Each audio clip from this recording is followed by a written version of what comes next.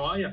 Yeah. Have you enjoyed the week off? Yeah, very, very good. Obviously got a lot of training in that at that time, but also had some time and opportunity for some downtime and get away from the game as you do. So pretty good timing for us, really. You know, we off the back of the Challenge Cup and then a couple of short turnarounds in weeks. It was really tough for us. So happy for the break. Did you get sort of mentioned that? Did you get a chance to go away at all? No, just stayed locally. You know, as most of the boys did. It's just a time, just an opportunity. Just made sure I got away from the game and played a little bit of golf and relaxed. Weather was good as well, so that helps. What'd you play off? Golf wise, scratch. Oh, I can't give away my the important information, but it's not single figures. Let's put it that way. Something that has happened since you last played is that Rugby League is its first Knights of the Realm. Also, just wanted to kind of get your tribute really to Sir Billy. Yeah, absolutely great news for the sport and for him personally, and you know, a legend of the game and of the club as well at Wigan there. So you know, I think it's important that we acknowledge those, and whilst he's still alive, you know, it's an amazing achievement and one that the whole sport should be proud of. Did you have sort of many conversations with him when you were at Warriors? And what's he like sort of in person? I had a few, not many, but I had a few. He's just a pretty cool guy, you know. I think just big in life and big as a player too. You know, like it's a big figure of a man that represented the club and our sport to its highest levels, and but also very intelligent, very smart. You know, I think in his time at least, you know, the game there was a lot of tries, and he certainly was amongst that. And important for, as you just touched on your first answer, for the sport to get that recognition finally after so long. Yeah. Look, I think, you know, we have, as a sport, I think we've developed and improved, especially over the last 5-10 years, and just to be acknowledged as rugby league, I think that's a real, you know, we're taking little steps along the way, haven't we, over the last couple of years? There's some big attendances and things are just improving in rugby league every year. So this is just, you know, one that excites everybody. And on you and like the halfway point or so, the halfway point of the regular season now, if you were kind of going to give your sides and how it's gone a grade of, you know, A to U, where do you think, what mark would you give them? I'd say would be at a I'd say at a B minus, C plus. I think that'd be fair to say, and the reasons being behind that is of our starting 13 players, there's been probably about 9 or 10 of them that haven't played half the season, that haven't played half the games. So you know that's got to be disruptive to the group, and it has been. We haven't been able to really find a good rhythm as you would have if you didn't have any injuries for the whole year, so to speak. So I think everyone next week in the Catalan back game will be just about fit for selection, apart from probably Aaron Penne. So that excites us. You know, we've in the last 2 or 3 weeks we've obviously left Josh Charnley out of the team, which, you know, is not ideal for Josh, but it builds pressure through those outside backs, and we haven't had that opportunity to do that in previous games. So, you know, I think, and it's still not settled that back five position. So, if we can get some pressure from players come back from injury to put on the starting 13 and 17, that can only make us better. I mean, so you must be fairly pleased with where you are sitting, considering those injuries and considering the fact that you haven't had a settled side this time of the season. Absolutely, and that's why I guess the B minus comes into play, because as much as we have been debilitated at times in injuries, we've found ways to win, even though it hasn't been pretty at times. The courage and resilience of the team, it's certainly brought the group together. And you know, the minute that, like I said, the minute I feel confident, the minute that we can get some reps together as our best 13 and 17, I think we can only grow as a club and a team. And so, if they are going to be sort of feeling back to yourself, apart from Penny, the next weekend, then, and going forward into the second half of the season, that you'll be wanting, obviously, to be challenging for top six, KR Wigan, do you think, at the top there? I think top four. At this club here, we've never achieved a home semi-final in that part of the season.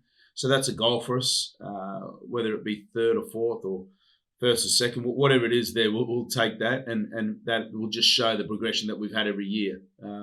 We've been fortunate enough to be in the last two semi-finals. Obviously, the first one that we hadn't made before last year, we won a semi-final away from home. So the progression for us heading in that right trajectory is to have a home final. So we're pretty excited about that. There's still a lot of hard work to do, but we certainly got ourselves in a position to be able to achieve that. It's just hard work from here on in, and just building that belief and trust and confidence that we've built slightly on from the start of the season. Eking out the school analogy, who's been the teacher's pet? Probably Lockie Lamb. Dad's pet, teacher's pet. No, it's hard. It's hard to say. I think Lockie has played every game. I think there's only him and Owen Trapp that have featured in every game this year. I'll have to clarify that, but I'm 95% certain that that's the case. So that just shows you how many injuries we've had when you look at that, and no Davey Armstrong for half the season. So it's hard to build combinations. No Gaz O'Brien for probably 4, 5, 6 weeks. So I think it all points in the direction of just keep the belief, keep our processes in play, and allow the gods of rugby league to do the rest. And just finally from me, I guess sort of the success has kind of been the players have settled in quickly, haven't they? In terms of obviously the new signings at the end of, in the off season, and that's down to the environment that you guys have got there at League.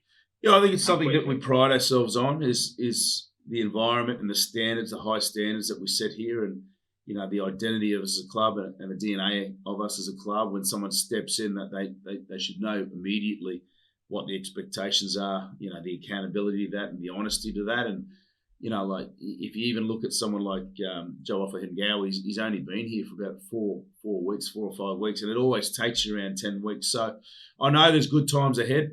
The next 7 or 8 games, I think for everyone in Super League is probably the hardest quarter of the season. So, I think you'll see some teams come forward or gain a lot of confidence in the next 6, 7 weeks, and hopefully we're one of those teams. It's a real difficult period because everyone's playing each other within that top part of the draw, top part of the table. Great, thank you very much. Thank you, mate. Appreciate it. Thank you. Hi, Alan, how are you? Hey, Ben. All good? Yeah, good, thank you. I mean, just how important have the last 2 weeks been in terms of allowing some of those with niggly injuries to get back to something like full fitness? I think every club would have welcomed the break over that Challenge Cup final week. Obviously, we would rather have been in the final there, but having said that, we have had a lot of niggly injuries, and still there are some there, but we're certainly heading in the right direction. And even this week, I could see the players buzzing. There's a bit of a jump in their step this week as opposed to the last couple of weeks. It's been really difficult, actually. So we've got through that now. We do have another difficult period coming up, but at least we're recharged and ready to go. I know he played against Huddersfield for most of the game, but is Davey perhaps one of those that could have done with that rest and it will benefit him? Yeah, absolutely. 100%. And it's, again, Davey's missed a lot of the season and needs to play as often as he can. So I still think Davey's 6 weeks, 8 weeks away from playing his best rugby, if that comes this year, if the nigglies continue. So, we're backing him on that. And, Bailey Hodgson's been put a lot of pressure on. He's been playing some great rugby as well. So it's been difficult to find a place for both of them, but we have. And, that's a great part about having a strong squad is, everyone gets an opportunity and they're doing their job. Yeah, I mean, what does Bailey's sort of next few weeks look like? Yeah, I think for Bailey, we've communicated really, really well together. He's a quiet player off the field, so the communication is important, but he understands his role right at this point of the season. But he's played all but one game, so he's been Mr. Present there every week and playing some good rugby. So he's certainly been he's helped the club and helped the team in this first half of the season. We're very grateful for that.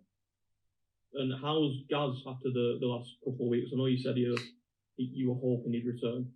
Yeah, we'll probably add him into the squad, and he's probably a 50-50 chance of playing. So we'll give him right up until kick-off, and then we'll consult with the doctor and the specialist to see whether or not it's the right thing to do, and from there we'll move forward. So he'll either play this week or next week, either one. How's he sort of been over the last couple of weeks when you've seen him? Gaz he just gets on with business. You don't know he's there sometimes. He's a quiet person, but he's very influential in the way we play. And we've certainly missed him. Ben McNamara has done a great job there at halves and had some really important touches against Huddersfield away when we won there. And I think he got men of the match as well, Ben. So again, there's pressure building there when he comes back, Gaz. So, but I think his game smarts and his kicking is certainly the next level, and we look forward to getting him back into that squad as well. Yeah, and I mean, sticking in the halves, you mentioned Lockie already. He's top of the assist chart in Super League this season, but does it feel like to you that there's still maybe a few levels for him to find this year? Yeah, which is sort of absolutely. great for you? Absolutely. I think he was Super League Player of the Month as well last month. So I think he's trying his hardest, but at times we're losing the way that we genuinely want to play because of that. So I think Lockie's probably got 2 or 3 years to go left in the second half of the season. So I'm pretty excited about that. Obviously, he needs a little bit of help. Like I said, Ben McNamara has been great for Benny, and Benny's learning every week too off Lockie. So look, there's a lot of room for improvement with us. We've got to play Wakefield away from home. Played him in the Challenge Cup up there only 5-6 weeks ago. So we know what to expect there, and they're a team that are playing some tough, smart rugby. If you allow them to play, they can put points on you very quickly. So we've got to go there with the right attitude, challenge the players to play their best rugby, and then have the whole group and whole 17 players travel up there and be connected and take that next step forward, which I'm looking forward to that happening over the next couple of weeks. And just lastly from me, I guess the sort of talk to remain ongoing with Lockie about what the future holds for him. I guess you're trying to keep him there. Yeah, he won't be going anywhere, mate. We're very happy with what he's doing. I know one of the other clubs have come in heavy for him, and that's what happens, So we're pretty comfy where we're at the moment, and like I said, looking forward to this second half of the season and him playing his best rugby. Cheers, mate. Good luck this weekend. Thanks, mate. Hi, Adrian. You all right? Hey, Sam. Very well. You okay? I'm good, thank you. Yeah. Good. Kind of touching just there on what Ben mentioned about recruitment and retention. Like we know that Chris Chester's gone. You were involved in it before heavily, but it's kind of just maybe an extra responsibility on you, and obviously split across with Neil Dukes and Derek. Yeah. How has that impacted your sort of day-to-day thing? Does it make a difference, or has it kind of been smooth sailing still? No, it's been smooth sailing so far. Chessie was obviously a good sounding board as well, and someone there for me to communicate to. But I think that the comms that I have with Derek and Neil are just as clear, and if not better at times. We're always on it every single day. We're on the ball with that. It's important, as I believe that it's a big part of success is the way that you recruit your retention philosophies and programs. And yeah, we're heading in the right direction with that at the moment. So at the moment, would you say the recruitment or retention of the two, what would be the bigger priority? Probably recruitment. I think that we do have some players off contract at the end of the season, which we're all working hard to see if that can work out. Including the 3 or 4. Lockie Lamb was off contract at the end of the year as well, and it's just ongoing. Every club's got it, but also this is the first year where we've had every team available in the club, from scholarships through to the ladies team, the women's team. We've got every team in the club, so it's about making sure that we take little steps along the way, such as the recruitment is about bringing the young players in that are our future as well before every other club tries to pinch them from our area, which has been happening for a very, very long time. So it's something that we'll need to get some clarification on, as in how that all works out. But we're certainly on the front foot with all of that. Yeah, I mean, you've pinched back a couple, such as like Louis Brogan, haven't you? I think so. Yeah. Hopefully, in the coming years, that academy can really start to flourish and give you the time. I mean, Frankie Holton's one of them. Obviously, that was a longer time ago, but you've proven that there is the hotbed of talent there, that you just need to nurture it. Now you've got this academy status. Yeah, absolutely. We got Andy Badrock as well back for this year, and Andy's got a big future here at this club. So part of my philosophy has been trying to bring one of the local players into our squad every year from the first year that we got here. So we're right on track with that. But it goes all the way down to under 12s, under 13s, under 14s. Out of the best teams in this area of the UK, with it being a league local junior team, we lose probably 8 to 12 players every year in that junior age group to the other clubs who circle to try and pick your talent. So we've got to make sure that we've got a philosophy around that, and that it's done legally for starters. But I think we've got a lot of work to do, but we know what that looks like. Yeah, and just lastly, you mentioned that more or less everyone bar Aaron will be back in the next week to 2 weeks.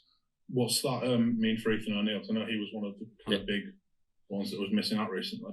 Yeah, Ethan will be back in the Catalan week, so he'll take a spot up there somewhere in that squad. The only other player that's been injured this week is Louis Brogan, so he'll be out long term now. That's it. What is that with Louis? Oh, he's done his knee. So it wasn't ideal, but we got some scans back yesterday, so we'll process that and give him the support around that. But having said that, like I said, there's 2 or 3 that are available to come back into the picture next week. Yeah, no worries. Thanks for all that, and best of luck on Okay, Sunday. thanks, Sam. All good.